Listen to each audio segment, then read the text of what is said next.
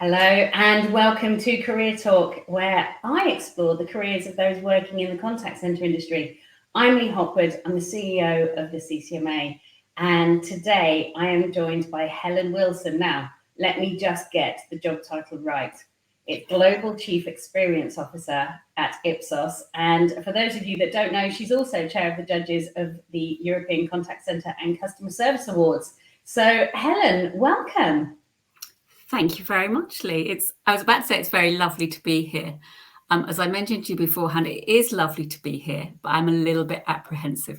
You know those. I do a lot of speaking, obviously, or these kind of things. But normally you speak about stuff you know about, and of course I know about my career, but it just feels a little bit self-indulgent. It feels a little bit revealing too much of oneself. So I'm very pleased to be here, but a little apprehensive. And do you know what? Don't be apprehensive. I know that you've got a fabulous career behind you, and we're going to talk through some of the challenges. Just to clarify, and in front of me. Is it something you don't know?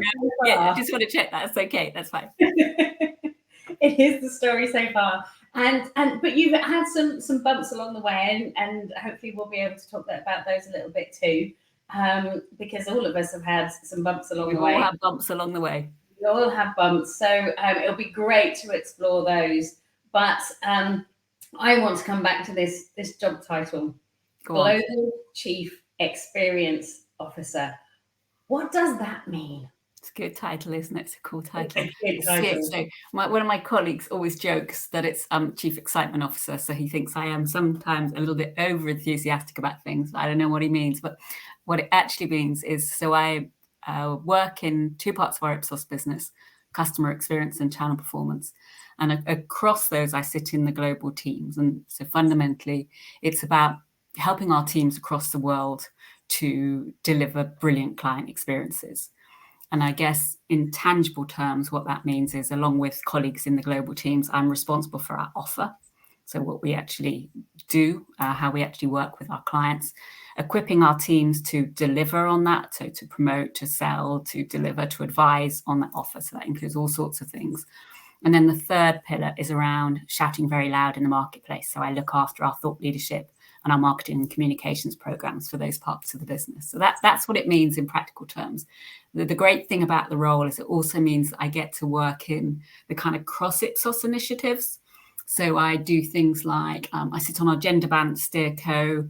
I currently working on a cross Ipsos sustainability initiative, which is really exciting. I'm a coach for our Future Leader program, but fundamentally, forget any of the kind of grand title words and silly initials. It's about helping our clients have a brilliant client experience. That's an amazing job, and so many parts to it. That's what I love. That's what I love. I mean, when you look at the kind of things I'm lucky enough to get involved in, there's so many parts of it, meaning I work with so many clients, so many sectors, so many markets, so many people, and so many initiatives. So I love, as you probably get the impression, doing lots of different things. And this job's fantastic in that regard, and many others. So how did you get there? So let's go back to the right back. Let's go back. It's not that long ago, but let's go back to the beginning. Nicely done there. I like what you did there. If I was standing here like a sort of political candidate, I'd probably sort of built in the sort of those jobs where I worked in the chicken factory. But I'm not going to start there. Although I did, but only for 4 days. Did you?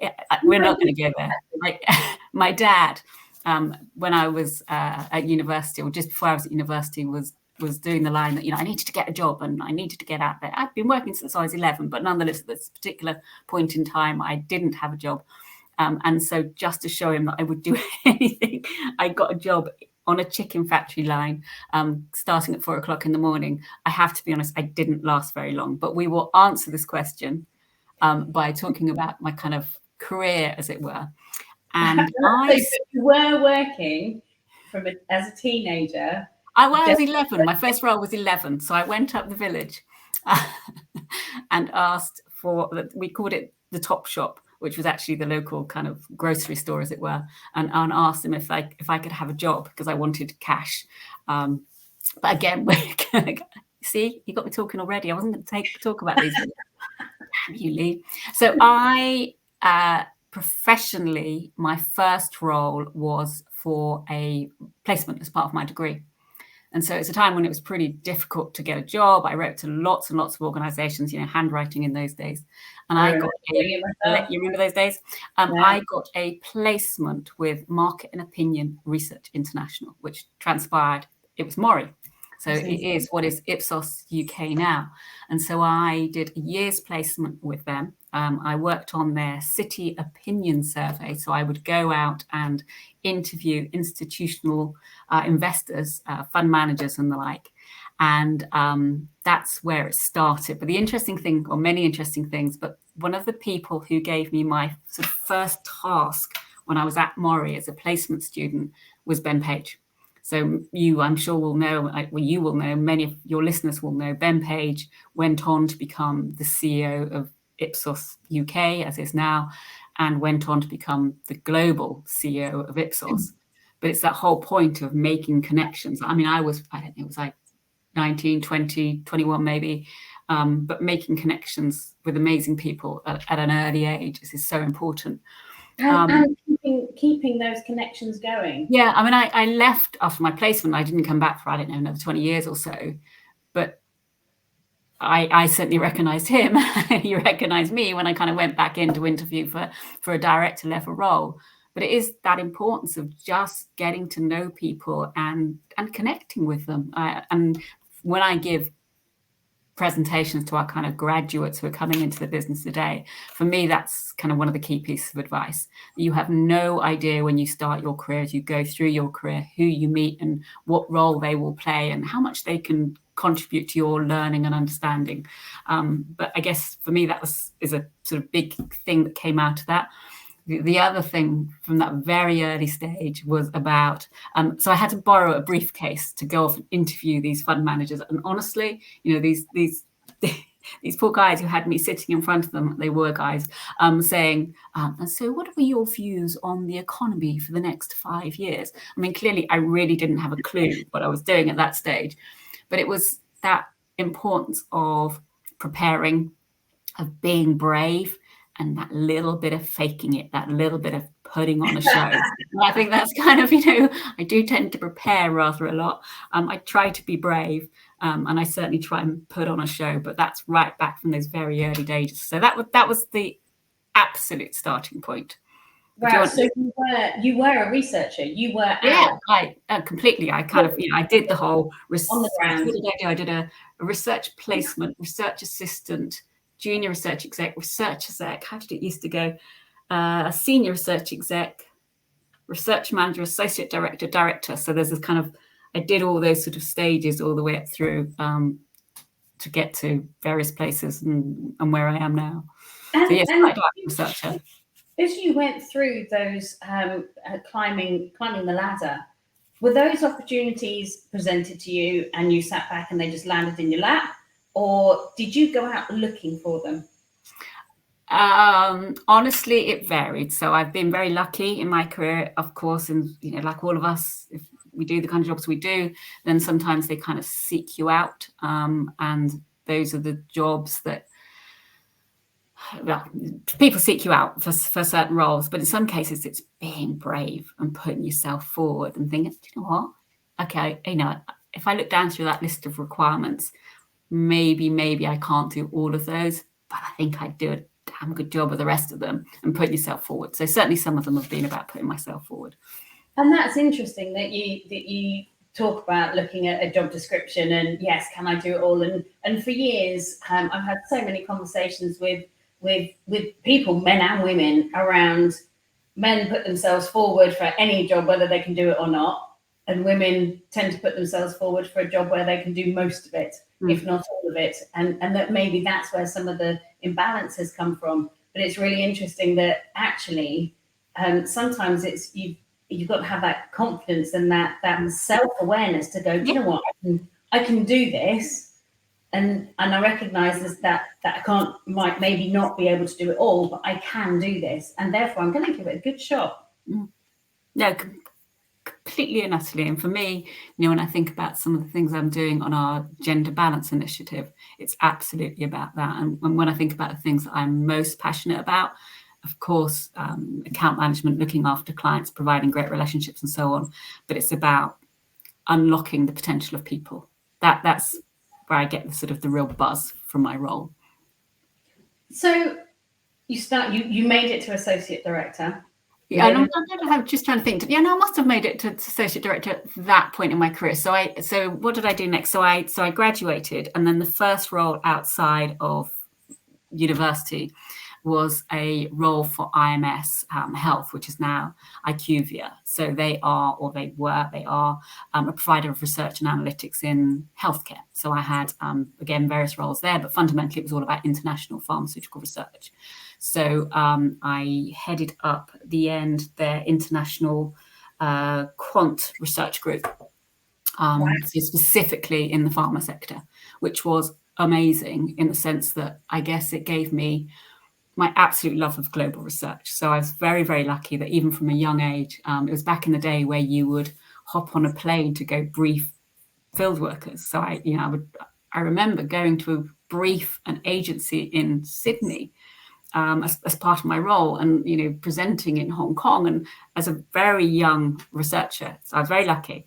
But I think the key thing there for me was having an amazing manager. So I had a manager who was a woman called Nirmala Santiapillai.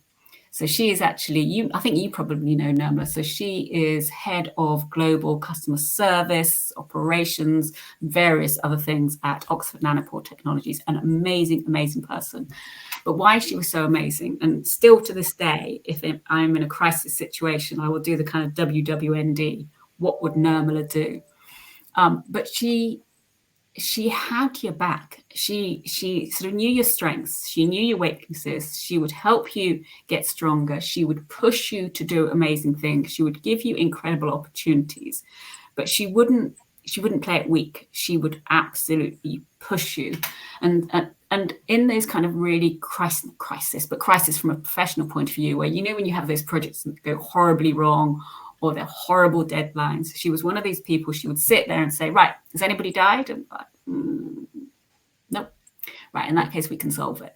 And we'd sit down, no matter what the challenge was, no matter how big it was, how many markets were involved, we'd work a way to go through. So that was that kind of incredible opportunity to see brilliant leadership in action from a very early age. Having said that, I think the other thing that it taught me was the importance of doing something that you're passionate about. And that's kind of one of those overused terms. But I remember to this day sitting there, and I was working on this global schizophrenia study. It was a fascinating study, and it was all about understanding outcomes as a result of certain drug therapy. So really interesting, detailed research. And I was counting / reviewing data which was around people who died, people who'd gone back into hospital, people who were suffering in incredibly difficult situations. And it was fascinating, but I knew to keep going in that field, I needed to be more of an expert than I wanted to be. And I knew I actually wanted to be doing something that I genuinely loved, I could genuinely be brilliant at. And when you look at people who are truly good in that sphere, do you know what? They have scientific backgrounds, or they have the willingness, the desire to understand their therapy sectors in the most specific detail. And that wasn't me. Brilliant researcher, hopefully. No, I am a brilliant researcher, but that wasn't my sector. So it gave me the sort of push to go into a sector that I loved and truly, truly wanted to be involved in. So that was the flip into, I went into food service. So basically it was a teeny tiny little boutique agency, anything consumed out of home. But I loved it. I absolutely loved it. And I was only there for a year, and I was called into ORC International and spent, I think, 5 or so years there. But it just gave me that jump into a sector, or sectors as it transpired. But it's interesting and beyond. The difference between pharmaceutical and food feels like it's a million miles away, but it isn't. No, exactly. It's still about understanding customer needs. It's still about at the end of the day, it's still about understanding those business questions of our clients. It's about understanding, what are the most appropriate research approaches, what's the most appropriate advice, analysis, technology, consultancy to bring it all together and meet those business needs. So at the time, it felt like a huge leap. And I remember however old I was then, have recruiters who'd say, no, I mean, you are a pharmaceutical researcher, it's going to be difficult to get a job elsewhere, which was complete baloney, frankly. And it's a complete and utter nonsense. And I don't think you hear that quite so much in those days. But in those, that you kind of would go into your swim track or your swim lane, and that's where you'd stay. But no. And it's interesting. Well, pharma to food, as well as that you described there, around understanding customers' data, etc., all of that kind of stuff, that they were the skills that you were clearly developing and had created for yourself, and they're transferable skills. So completely. Yeah, you can jump between the two. But pharma and food, then for me, they're not so different, because it is chemicals. It's all science based. At the end of the day, and so for me, they're not as far away as potential. But food, so you got into food. So I got into food in a big way. So I was I did a lot of category management type research, which was quite early on in those days of category management type thinking, and a lot of trade research. And that's really where I gained my absolute love of B2B type research. But category management, I would do quantum qual. I headed up their consumer products trade and retail practice. So for those of your listeners who are not familiar with category management, I think I'll give you a specific example. So I was there back when smoothies were introduced onto the marketplace, and retailers, manufacturers were struggling to understand where to put them in stores, how to group them, and so on and so forth. So I would, in fact, this is a memory which I prefer not to remember. I was doing groups late at night, and I was sort of left all the product, hundreds of bottles of smoothies in my very nice car, as it was at the time, boot. Unfortunately, I left them a little bit too long, and they got too hot and they exploded. And this beautiful car smelled of a cider factory for many weeks thereafter. But yeah, that was my time at ORC International, Consumer Products Trade and Retail. And then for me, it was kind of the big shift. So all the stuff before was, I guess, related to what I do now, but I joined CFI Group in the early 2000s, and I was there for 11 years.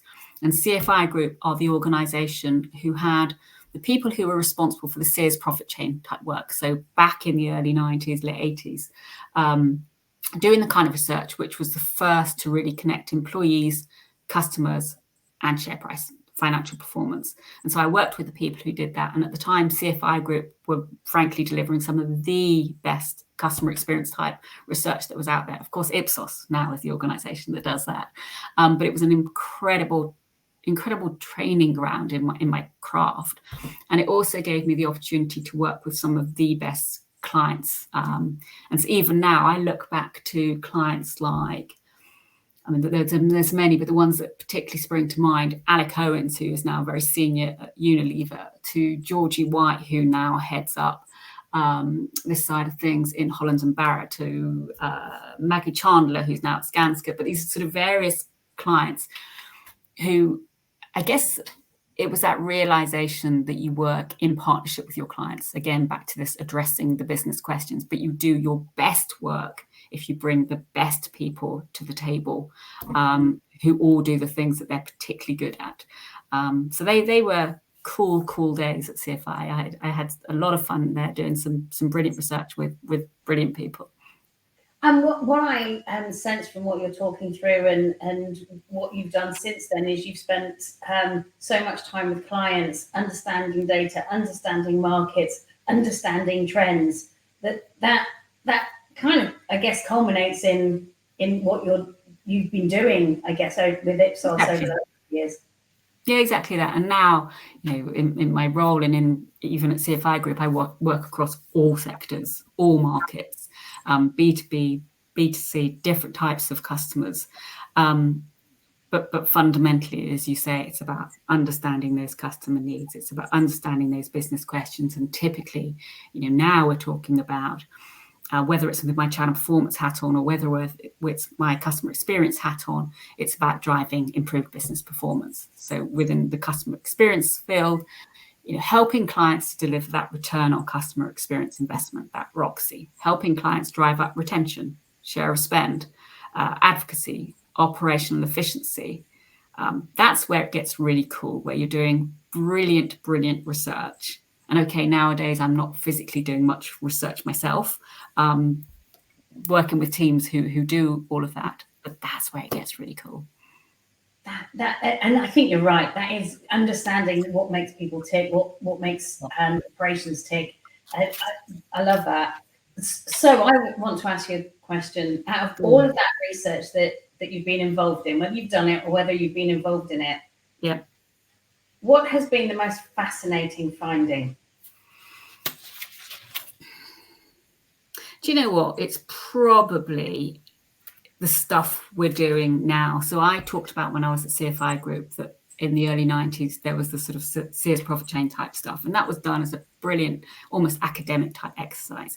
The reality is now with our clients, we are able to do the kind of research, analysis, advisory type work that says, if you move your customer experience KPI by 1%, it will, as we said to a recent client or a current client in the auto space, it will drive up $75 million worth of sales to a retailer. If you close this sales gap by doing XYZ, you can deliver an additional $350 million of sales. And when you can start quantifying what will happen if you drive up those KPIs, and then importantly, what are the levers that you need to press, to pull, and specifically, what does that mean from an experience design perspective, whether that's in the contact center, whether that's digital, whether that's in some form of physical location, or of course, convergent commerce across all of those and many, many more. It's those putting the financial numbers on it and understanding what it takes to drive that performance. And that's, I guess, what gets me really excited. Those are some of the best findings when you can nail that kind of thing. But it's also about kind of, for me, the best thing's the next thing. That sounds really naff, doesn't it? I really wish I hadn't said that now, but I'm going to stay with it. Some of the things we're working on at the moment in the sustainability space, in the luxury space, in the gender experience management space.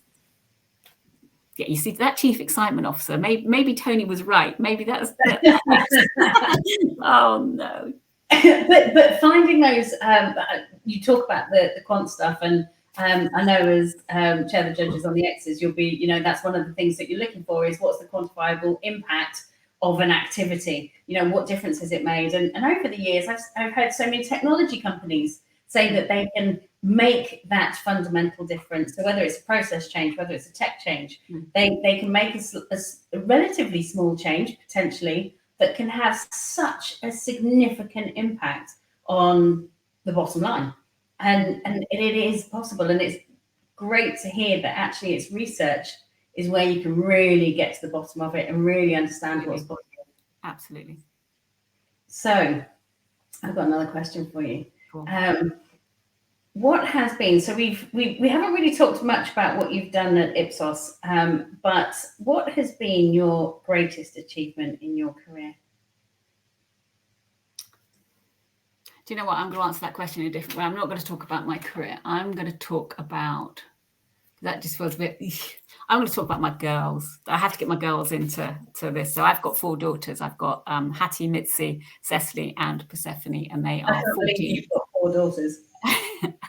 They are 14, 16, 14, 13. I was about to say 10, but she's 11 a week today. So we're going to go with 11. And they're amazing. They're incredible. They're smart and they're capable and they're funny and they're kind and I'm so proud of them. And of course, it's not my achievement, it's their achievement. And it's not my achievement, it's with my husband and my mum and all the amazing people that help us do what we do. But they are, of course. So you have 4 girls that arguably born about 2 years apart. Yeah, more or less. And for me, you are an incredible inspiration as to what is possible as a working mum. Thank you. as much as we like to think that, you know what, the world has moved on and you can be a working mum, and clearly you can be a working mum, but there is a lot of worry. Can you do this? Can I progress in my career? Those in their 20s, can I really progress in my career and have a family? You are clearly evidence that you can. How have you done it? How have you done that balance? There are times when I do everything I do badly, I'm sure. But, you know, the reality is I have incredible support from my mum. My husband, he has his own business. He works very hard, but notwithstanding, he's the best husband, best dad ever. Apart from my dad, of course, he's joint. My mum is amazing. She makes it happen. And the girls, they have to be independent. They have to get on and live their lives. Don't get me wrong. You know, I'm there for them. You make it work, don't you? You just make it work, and you thank whoever you thank for being as lucky as I am. I mean, wow, I have an amazing job. I have an incredible family. You just get on with it. I guess, okay, two things. If I'm kind of thinking about, I don't know, guiding principles, apart from that, just get on with it. One of which is, my dad always said to me, if going back to advice, remember you're a Wilson. And it's just like a little family thing that you have going on. But for me, it means just, you know, getting your arse in gear, getting on with it, and recognizing how damn lucky I am. I was, this is weird, I wasn't necessarily going to talk about this. I was quite ill, and I have been quite ill over the years. I'm very healthy now. I'm very lucky. I identified what the problem was. I have medication, amazing care. I'm great. So yeah. I'm very healthy. But I have something called lupus, an autoimmune disease. I have something called APS, which is an antiphospholipid syndrome thing. I had a stroke back in 2019. But it's that kind of remember your Wilson, that sort of just keep going. Again, think about how lucky you are and just kind of face the future and pull those reserves around you. And I guess I kind of feel if you can do that, you can do anything. You know, seriously, you can do anything that you want to do if you set your mind to it. And the other thing, I'm gonna give you before you ask me another question, I'm gonna give you the piece of advice that was given to me most recently. We have a new leader in our US business, Steph Banos, and she is utterly brilliant, as are many people I'm surrounded by, which is a great thing about Ipsos. And her thing is hyper prioritization, not just prioritization, but hyper prioritization. Everything you do, you have to work out whether it's worth the effort and worth the return. And so for me, that's the kind of point that I keep passing on to everybody else at the moment. Yes. So you were poorly, you had 4 girls, you had a big job. How did you manage that? Ipsos were amazing. So they supported me in the toughest times. You just keep, I don't know, you just feel quite emotional. I don't want to talk about this stuff. You just keep going. You just work out the reason why it makes sense to give it everything you possibly can give life. Absolutely. And it comes together. And do you know what? I mean, seriously, you know, just life's too damn short. And, you know, you just got to stick your hand up. You've got to be brave. You've got to think about all the positives that could be if you go for it. Absolutely. And that you talk about the sentiment of remember you're a Wilson. My maiden name is Wilson. Oh, I did not know that. Well, see, my maiden name is Wilson, so I'm actually Helen Simpson in my home life. But interesting. So your maiden name is Wilson. So that, remember you're a Wilson is I kind of resonates with me too. That does. Do you know? And it's fascinating hearing that backstory, what's going on actually behind the scenes, because people don't see that. You know, you're a very professional person. You everything you do is so natural and professional. And sometimes hearing those stories behind, it's really good to hear them. You're very kindly. I'm not entirely sure that's the case, but thank you very much for that lovely compliment. No, it is, and I guess that leads me to what do you wish you had learned sooner? Do you know what? I don't think there is anything. I'm not a kind of big one for regrets. I don't sort of look back and go, what would have been? What could have been? Yeah. I'm okay with what I've learned. I'm okay. There's plenty of things to learn in the future, and there's things I learn every single day from the people around me in my personal life, in my professional life. But yeah, look forward, not look back. I totally agree. Look forward, don't look back. One of the things I try and teach my kids is you make the decisions on the day. You can't wish you'd made a different decision because you work with all the information you have at your disposal at that moment in time. So you've just got to, keep looking forward. It's a good piece of advice. So what's your favourite season? Autumn. Love autumn. Autumn. Why autumn? Oh, autumn. Well, I'm not big on extremes of temperature. I do love a good boot. I do love a good shoe, but that whole put your boots back on. Yeah, love the crispness of autumn and boots. Boots, food from earlier, and boots. I love that. Late to bed or early riser? Do you know what? I am late to bed. I'm very late to bed. I'm a very early riser, but I'm a recharger at the weekend. So I can cope for quite a long time with very little sleep, as long as I can have that kind of nap on the weekend. So when do you nap at a weekend? Normally a Saturday between about 4 and 6. That's the time. I will make sure that don't ever call me then. Between 4 and 6. That's the time. Have a good snooze. Oh, that is funny. I love that. So would you rather travel to the past or the future? We potentially just answered that. You know the answer to that one already. Future, of course. Yeah, seeing what's ahead.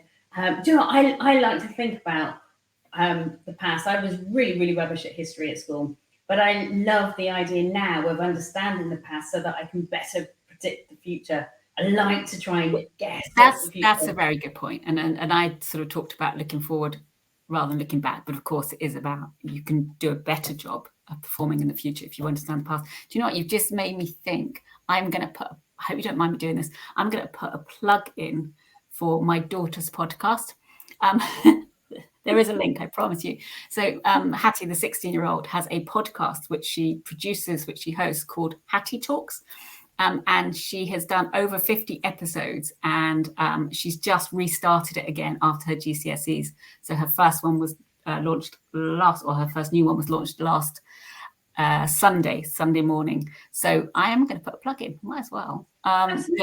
She did a history series. She's a big historian. She's doing a mathematics series at the moment. But if you search on Google for podcast and Hattie Talks, check out her podcast. She's brilliant, absolutely brilliant. I'm sure you can put it on the link. Can I? Oh, thanks. Yeah, okay. Put it on the comments. I'll send you the link. Thank you. Yeah, no, absolutely. And like mother, like daughter. Yes. Do you think Ipsos expects me to promote our Ipsos Customer Perspective podcast?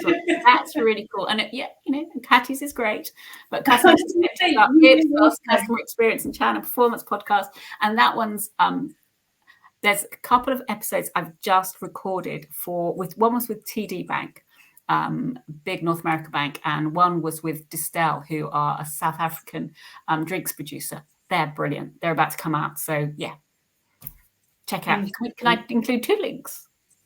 You can put them both in the comments. I love it. Okay, so yes, you've got me on a roll now. Right, I'm going to promote our Global Voices program. So our CX Global Voices program. So we're doing this huge, big research program, which last year we did it across about 55 countries. And it's basically this program to understand amongst CX professionals. So all your audience will, of course, come within that sphere as contact center professionals. And it's a 7-minute survey. I'll include that link, and we'd love to hear your opinions on the state of the nation today, or the state of the world today in that space. Do you know what? I could be forgiven for thinking you might be a marketer along the lines there somewhere. Where I learned that from, Lee. I thought you or anybody might appreciate. Yeah, might not up. Otherwise, I'm just talking about myself again, and we're not doing that. I am. I've got one more question for you. Go on. Do you prefer to learn by watching or doing? That is a depends, because it depends what the task is. However, I will say I hate videos. I really like consuming information. Should I say that, given what we're doing? But in terms of consuming information, so if I'm, I don't know, reading some instructions, it has to be reading instruction. It has to be the quickest, sharpest way I can get that information into my head. And for me, it's reading rather than watching. Yeah, I do feel like videos, if you're being taught how to do something, videos could just take, if I'm doing a recipe, I could watch a video for it, or I can see the bullet points. I'll go for the bullet points. Bullet points all the way. Yeah, my kids. Numbered bullet points. Yeah, but the kids, video. I know. Video the whole way.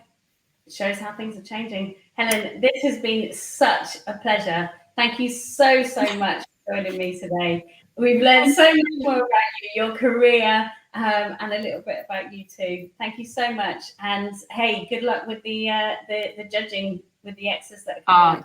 We haven't talked about that, but I cannot wait. I'm honestly, I'm so honoured to have that role, and I'm really excited because I'm about to start seeing the entries, and I can't wait. I mean, that's going to be fun. And of course, we've got the awards evening, November. I don't know what date it is in November. It's coming up in November. That is an amazing night. So no, it's an absolute honour to do the chair of the judging role. So thank you. It will be a lot of fun. Yeah, I can't wait to hear where it all goes. I can't wait to see who the finalists are. Can't wait to see how many are from the UK. And yeah, we'll take it from there. Thank you so much, Helen. Good to see you. Lovely to see you too, Lee. Thank you so much.